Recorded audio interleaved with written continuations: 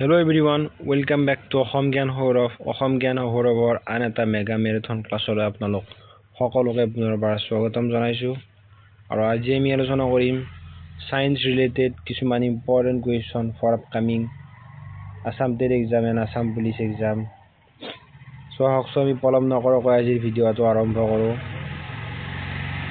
প্ৰশ্ন দিয়া আছে কুৱেশ্যন নম্বৰ 1 আৰু যদি আপোনালোকে আমাৰ চেনেলত নতুন তেনেহলে আমাৰ চেনেলটো সাবস্ক্ৰাইব কৰি দিব আৰু আমাৰ WhatsApp চেনেল অসম জ্ঞান সৌৰভটো আপোনালোকে ফলো কৰিবলৈ নাপাহৰিব।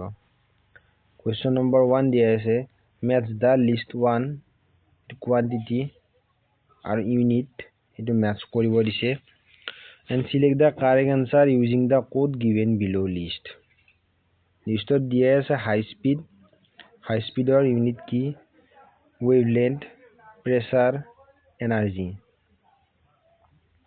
so ইয়াৰ ভিতৰত আমি জানো এনাৰ্জিৰ ইউনিট হল জুল তাৰ পিছত প্ৰেসাৰ হলে পাস্কেল wavelengthৰ ইউনিট হল আৰ্মস্ট্ৰং আৰু হাই স্পীডৰ ইউনিট হল ম্যাথ মানে হল 1126 কিলোমিটাৰ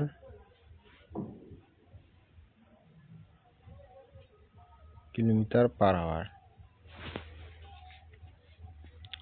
গতিকে 1 2 3 4 হ'ব ABCD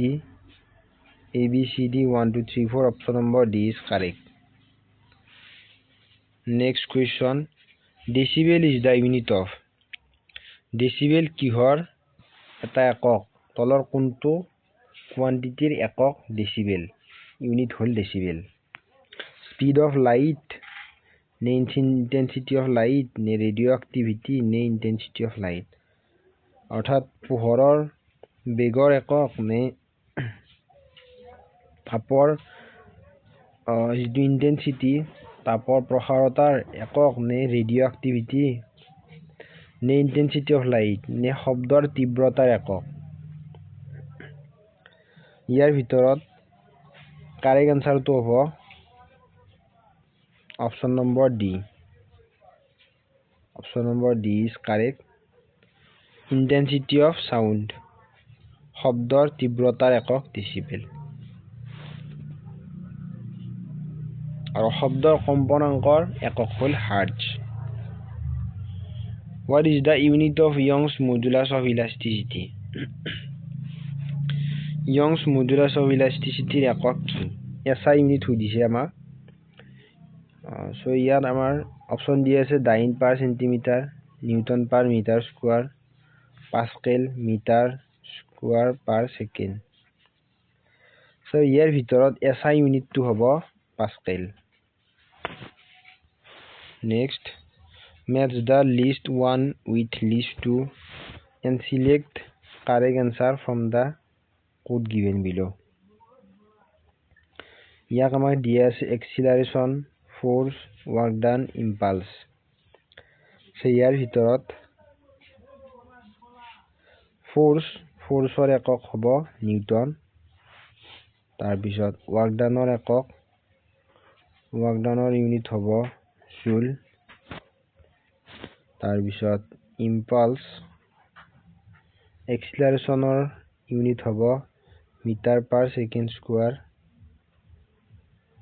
তাৰ পিছত impulseৰ ইউনিট হ'ব নিউটন সেকেন্ড অৰ্থাৎ A হলে 4 হ'ব A4 তাৰ পিছত B হলে 3 হ'ব C হলে 1 হ'ব আৰু D হলে 2 হ'ব অৰ্থাৎ আমাৰ কোডটো হ'ব 4312 অৰ্থাৎ option number C is correct 4312 হ'ব আনসাৰ।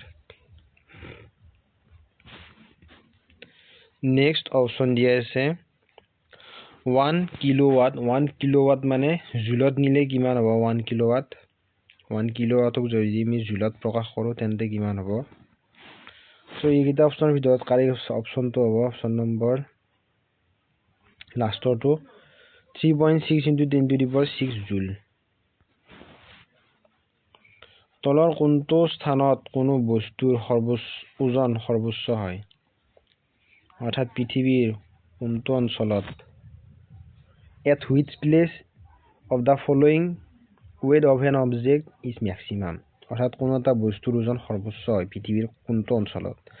মেৰু অঞ্চলত, নে বিষুৱ ৰেখা, নে কৰ্কট ক্ৰান্তীয় ৰাশিৰ ক্ৰান্তীয় অঞ্চলত, নে কোনোটো নহয়? ইয়াৰ ভিতৰত শুদ্ধ এনচাৰটো হ'ব এট পোলছ, অৰ্থাৎ মেৰু অঞ্চলত। মেৰু অঞ্চলত কোনো বস্তুৰ ওজন সৰ্বোচ্চ হয়। Next question number 7। Intensity of earth gravitational field is maximum. পৃথিৱীৰ মহাকৰ্ষণৰ ক্ষেত্ৰৰ তীব্ৰতা সৰ্বোচ্চ হয় আৰ্থ গ্ৰেভিটেশ্যনেল ফিল্ড, অৰ্থাৎ পৃথিৱীৰ মাধ্যাকৰ্ষণ ফিল্ডটোৰ ইণ্টেন্সিটি মেক্সিমাম ক'ত হয়? ইকুৱেটৰত হয়, নে চেণ্টাৰ অফ আৰ্থত হয়, নে পোল হয়, নে নাউন অফ দিছ? বিষুৱ ৰেখাত হয়, নে পৃথিৱীৰ কেন্দ্ৰত, নে মেৰু অঞ্চলত, নে কোনোটোৱে নহয়? ইয়াৰ ভিতৰত শুদ্ধ এনচাৰটো হ'ব মেৰু অঞ্চলত, at the poles. Option number C is correct. Next question. অতি উষ্ণতা জুখিবলৈ ব্যৱহাৰ কৰা যন্ত্ৰটো হ'ল device use to measure high temperature, very high temperature. অৰ্থাৎ অতি বেছি উষ্ণতা জুখিবলৈ কোনটো যন্ত্ৰ ব্যৱহাৰ কৰা হয়? অপশ্যন দি আছে পাইৰমিটাৰ, থাৰ্মমিটাৰ, বলমিটাৰ, নে কেলৰিমিটাৰ। চ' ইয়াৰ ভিতৰত শুদ্ধ এনচাৰটো হ'ব পাইৰমিটাৰ। পাইৰমিটাৰটো ইউজ কৰা হয় সূৰ্যৰ উষ্ণতা জুখিবলৈ। ৱাটাৰ বইলছ এট লোৱাৰ টেম্পাৰেচাৰ এট হাই অল্টিটিউডছ। অধিক উচ্চতাত কম উষ্ণতাত পানী উতলি যায় কাৰণ, অৰ্থাৎ পাহাৰত গ'লে বা ওখ স্থানত মালভূমি অঞ্চলত গ'লে কম উষ্ণতাতে পানী উতলি যায়। ইয়াৰ কাৰণটো কি? Air pressure is less, outside temperature is less, নে লেটেণ্ট হিট ইজ লেছ, নে নান অফ দ্য এবভ? বায়ুৰ চাপ কম, বাহিৰৰ উষ্ণতা কম, সুপ্ত তাপ কম হয়, নে ওপৰৰ কোনোটোৱে নহয়? ইয়াৰ ভিতৰত শুদ্ধ এনচাৰটো হ'ব বায়ুৰ প্ৰেছাৰ কম হয়। The air pressure is less, বায়ুৰ চাপ কম, সেইবাবে তাত কম উষ্ণতাত পানী উতলি যায়। Sound waves can not pass through a. শব্দ তৰংগ এটাই এইকেইটাৰ ভিতৰত কোনটোৰ মাজেৰে পৰিবাহিত হ'ব নোৱাৰে? শব্দ তৰংগ, শব্দ আমি শুনা নাপাম, শব্দ ক'লে আমি শুনা নাপাম। তলত কোনকেইটাত? Copper wire placed in air, silver slab placed in air, glass prism placed in water, wooden hollow pipe placed in vacuum. অৰ্থাৎ বতাহত ৰখা তামৰ তাঁৰ, বতাহত ৰখা ৰূপৰ ফলক, পানীত ৰখা কাঁচৰ প্ৰিজম, শূন্যতাত ৰখা কাঠৰ ফুটা পাইপ। শূন্যতাত ৰখা অৰ্থাৎ ভেকুৱামৰ মাজেৰে আমি জানো যে ভেকুৱামৰ মাজেৰে শব্দ তৰংগই গতি কৰিব নোৱাৰে। ইয়াৰ ভিতৰত শুদ্ধ এনচাৰটো হ'ব খ, শূন্যতা, ভেকুৱাম হ'ব। Option number D is correct. ইনচুলিনে বিপাকীয় ক্ৰিয়া নিয়ন্ত্ৰণ কৰে। Insulin regulates the metabolism of. Option D আছে খনিজ পদাৰ্থ, এমিনো এচিড, গ্লুক'জ, নে ভিটামিন। চ' ইনচুলিনৰ প্ৰধান কাৰ্য হ'ল মেটাবলিজিম অফ গ্লুক'জ, প্ৰটিন এইবিলাকক মেটাবলিজিম কৰাত সহায় কৰে। Next question number 12। Vitamin B12 contains. Vitamin B12 থকা এলিমেণ্টটোৰ নাম কি? কোনটো এলিমেন্টত পোৱা যায় অপশন দিয়ে CO মানে cobalt Mn manganese Mg magnesium Fe অৰ্থাৎ আইৰণ বা লো ইয়াৰ ভিতৰত শুদ্ধ এনসাৰটো অপশন নম্বৰ A কোবাল্ট কোবাল্টত আমি পাওঁ ভিটামিন B12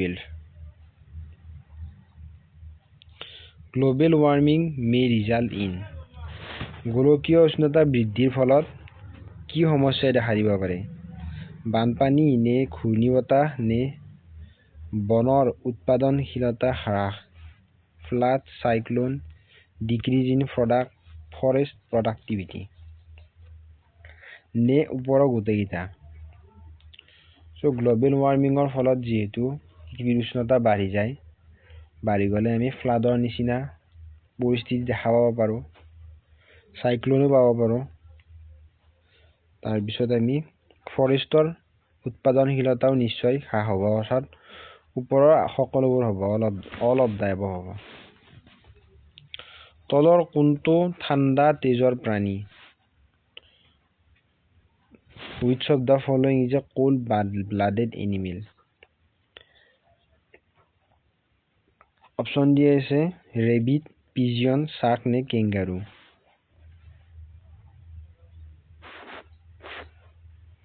সো এইটো অপশন ভুল কৰি দিয়া গৈছে ইয়াত গ ইয়াৰ ভিতৰত শুদ্ধ এনসাৰটো হ'ব অপশন নম্বৰ সি শাৰ্ক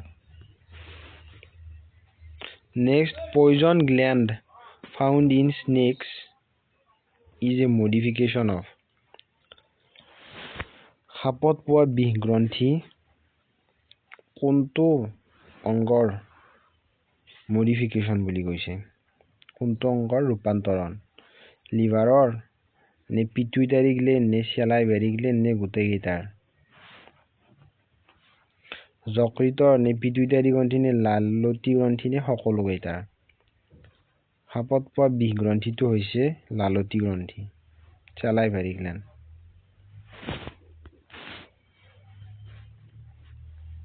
তলৰ কোনটো জীৱৰ বগা তেজ থাকে জেঠী পইতাচোৰা ঘৰৰ বাঘ নে মহ which of the following organisms insect has white blood lizard cockroach house bug নে mosquito ইয়াৰ ভিতৰত শুদ্ধ এনসাৰটো হ'ব mosquito পইতাচোৰা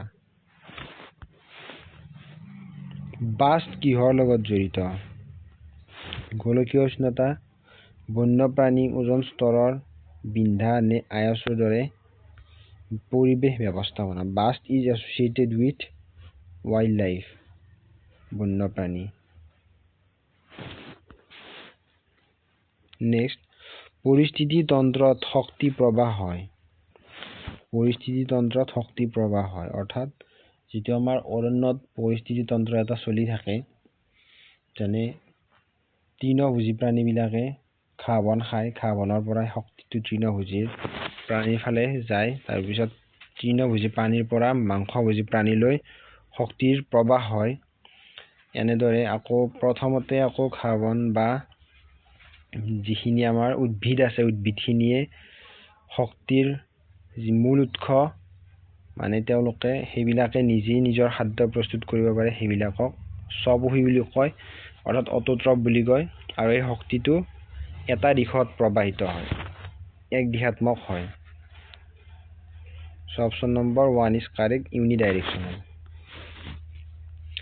এটা শক্তি পিৰামিডৰ একেবাৰে শীৰ্ষৰ অংশ কি মুখ্য উৎপাদক মানে কি হ'ব উদ্ভিদ বিলাক হ'ব গৌণ উপভোক্তা নে মুখ্য উপভোক্তা নে বিয়োজক অৰ্থাৎ ডিকম্পোজাৰ বিয়োজক মানে হৈছে যিবিলাকে গেলি পচি যোৱা যিবিলাক আমাৰ গছ মৰা গছ-গছনি মৃত গছ-গছনি মৃত উদ্ভিদ সেইবিলাকক পচন ঘটাই মাটিত এটা হিউমাছৰ তৰপ গঠন কৰে সেইবিলাক কোৱা হয় ডিকম্পোজাৰ যেনে কিছুমান ব্যাকটেৰিয়া কি কৰে ডিকম্পোজাৰ হিচাপে কাম কৰে আমাৰ অৰণ্যটোত অপচয় হোৱাত সহায় কৰে অপচয় নোহোৱাত সহায় কৰে বস্তুবিলাক বস্তুবিলাকক গেলি পচি যায় মাটিৰ ওপৰত এটা হিউমাছৰ তৰপ সৃষ্টি কৰাত সহায় কৰে সেইবাবে সেইবিলাকক কোৱা হয় বিয়োজক so here the topmost portion of an energy pyramid is of topmostত কি থাকে সেইটো সুধিছে আমাক topmostত থাকে মুখ্য উপভোক্তা অৰ্থাৎ মাংসভোজী প্ৰাণীবিলাক থাকে secondary consumers যদি অপচনত থাকে টাৰ্চিয়াৰী বুলি তেনেহলে শুদ্ধ হ'ব টাৰ্চিয়াৰী কনজিউমাৰ্ছ হ'ব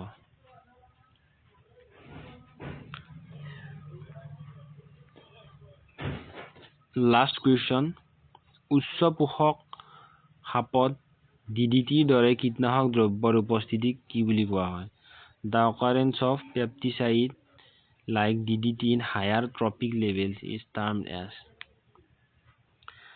so উচ্চ পোষক সাপত DDT কি বুলি কোৱা হয় অপচন ডি আছে বায়ো ৰেমিডিয়েশ্যন বায়োলজিক্যাল এনহেন্সমেন্ট বায়ো ম্যাগনিফিকেশন নে বায়ো পলিউশন ইয়াৰ ভিতৰত শুদ্ধ আনসাৰটো হ'ব বায়ো ম্যাগনিফিকেশন বুলি কোৱা হয় থ্যাংক ইউ এভৰিওয়ান যদি আপোনালোকে ভিডিওটো চাই ভাল লাগিল তেনেহলে লাইক শেয়াৰ আৰু চেনেলটো সাবস্ক্ৰাইব কৰিব আৰু আমাৰ হোৱাটছআপ চেনেল অসম জ্ঞান সৌৰভটো আপোনালোকে ফলো কৰিবলৈ নাপাহৰিব কাৰণ ইয়াত বিভিন্ন ধৰণৰ কাৰেণ্ট এফেয়াৰ্স জিকে এইবিলাক ডেইলি আপলোড হৈ থাকে আৰু নিশ্চয় আপোনালোকে ইয়াৰ পৰা উপকৃত হ'ব তেনেহলে হোৱাটছআপ চেনেলটো আমাৰ ফলো কৰিবলৈ নাপাহৰিব আৰু আমাৰ অসম জ্ঞান সৌৰভ চেনেলটো আপোনালোকে সাবস্ক্ৰাইব কৰি দিব ধন্যবাদ